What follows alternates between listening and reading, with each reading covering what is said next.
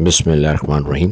السلام علیکم، آپ دیکھ رہے ہیں اوپل نیوز اور میں ہوں محمد ناصر اوپل۔ یہاں آپ کو بریکنگ نیوز سے آگاہ کر رہے ہیں کہ گجرانوالہ میں ایک وین میں گیس سلنڈر پھٹ گیا ہے۔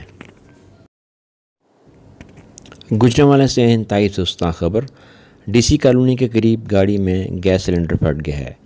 ہمارے نمائندے زبیر مغل کے مطابق ایک ویگن جو کہ گجرانوالہ واپس آ رہی تھی، ڈی سی کالونی کے قریب جی ٹی روڈ پر ایک ٹرک کی ٹکر لگنے کی وجہ سے وین میں موجود سی این جی سلنڈر دھماکے سے پھٹ گیا ہے، جس کے نتیجے میں 7 افراد موقع پر جھلس کر جاں بحق اور 6 افراد کے زخمی ہونے کی اطلاع ہے۔